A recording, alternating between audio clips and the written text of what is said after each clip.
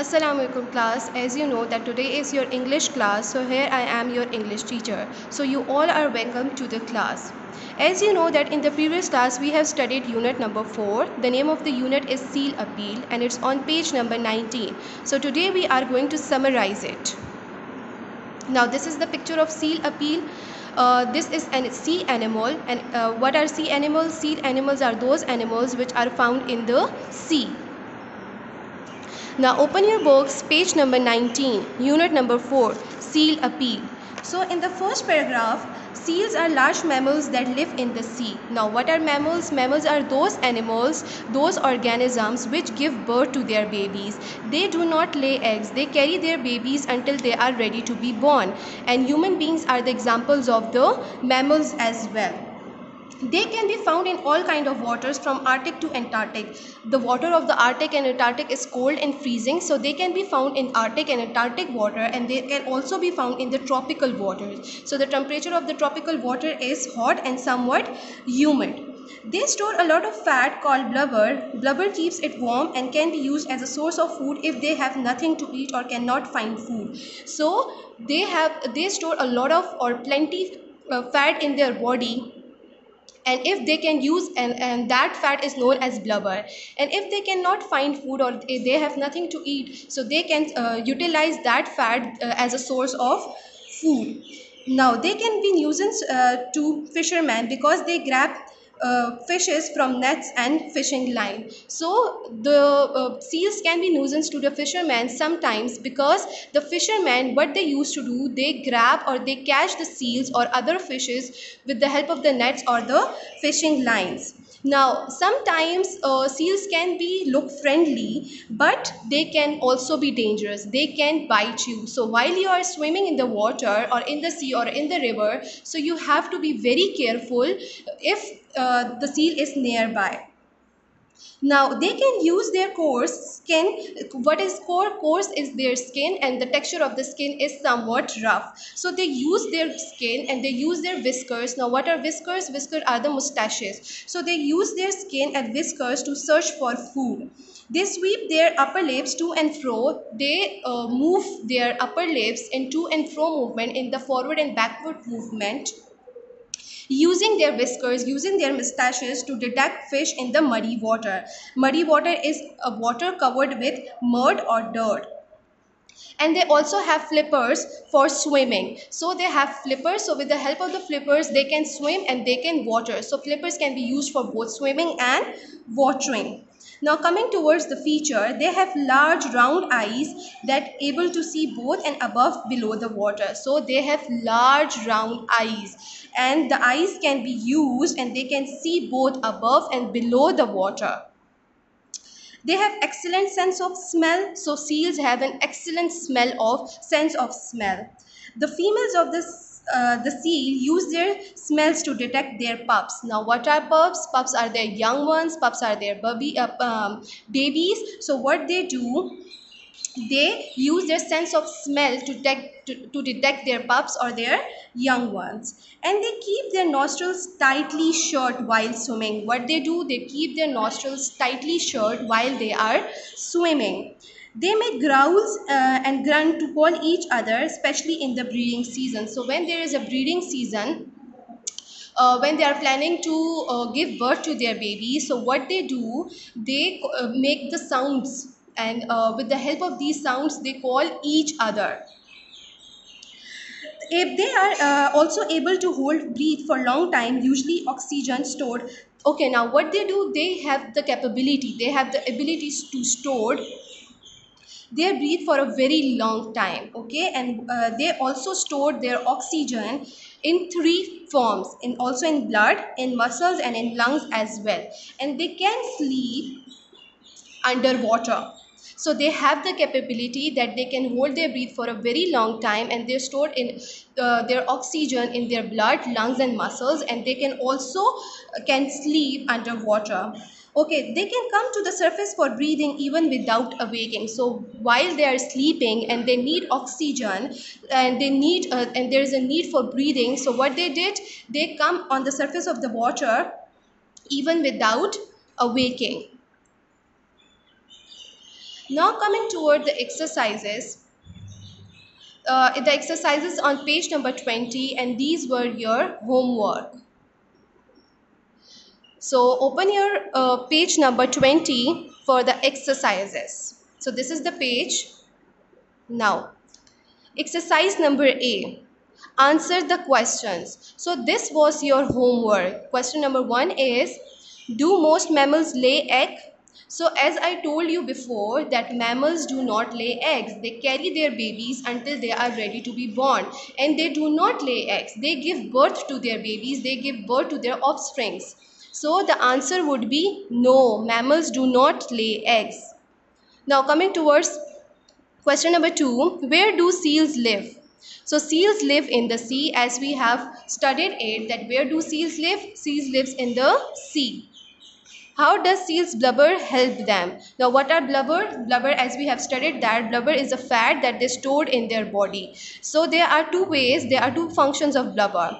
Seals blubber keep them warm and can be used as a source of energy if they cannot find food. Now, question number 4. Do seals sometimes annoy fishermen? So, as we have studied, yes, seals do annoy fishermen. And why they annoy fishermen? Because they grab them, they catch them with the help of the net or fishing line. So, the answer is because they grab fish from nets or from fishing lines. Now, now moving towards question number 5. Do you like seals? Yes or no? So you have to answer this question by your own, whether you like seal or not. And the second part of the question is, have you ever seen a seal? So again, you have to fill it by your own. If you have seen a seal, so mark a tick on the block of the yes, and if not, mark a tick on the block of no. So this was all about unit exercise number A.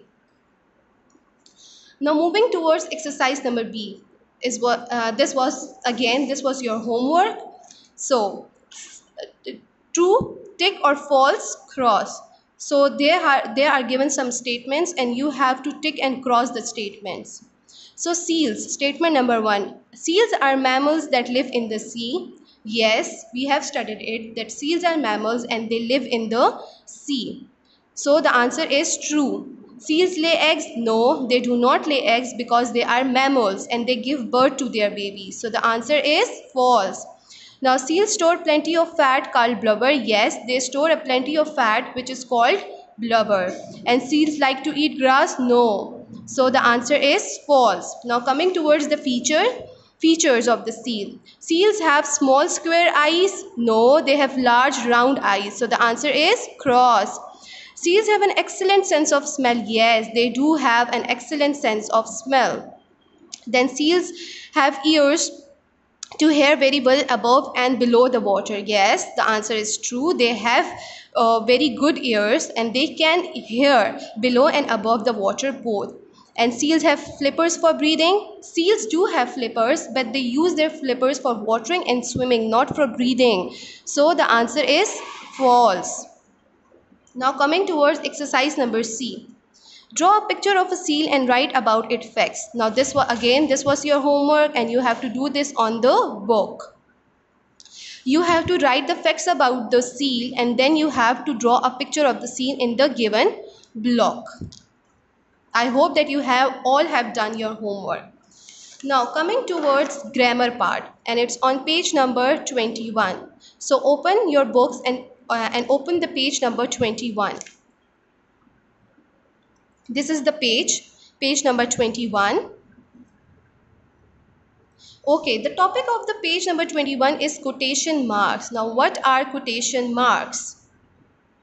These are the symbol of quotation marks. Quotation marks look like this. Now, what is the purpose of the quotation mark and why do we use quotation marks? So, quotation mark shows when someone is speaking, they go before and after someone's words. So, what is the function of the quotation mark? For example, someone is speaking. That someone can be your father or your mother or your sister or your teacher. So, when someone is speaking, so the words of the speaker, the words of the person who is speaking to you or who is speaking to anyone, you have to put the quotation marks before and after of someone words. Okay, you have to highlight, you have to put the quotation marks before and as well as after the words of someone. If someone is speaking something, so what you have to do, you have to put the quotation marks before and after as well. For example, did you like this book? And this is the question. So as you know that after a question we put a question mark. So ask the teacher. Who asked? The teacher asked. Teacher asked what? Did you like this book? So the words of the teacher is, did you like this book? So you have to put the quotation mark before and as well as after someone words. So these are the words of the teacher. So you have to put the quotation marks below and after. Example number 2. Tim replied, it was the best book ever. Who replied? Tim replied. Tim replied what? That it was the best book ever. So what you have to do? Now these are the wordings of whom? These are the wordings of the Tim. Tim said that it was the best book ever. So what we have to do? We have to put the quotation marks before and after someone words. Now, quotation marks. Quotation marks are used to show exactly what somebody has said. This is called direct speech. Okay, as I told you before that if someone is speaking, so the exact words of someone is known as direct speech. And we have to put the quotation marks before and after the direct speech. Okay.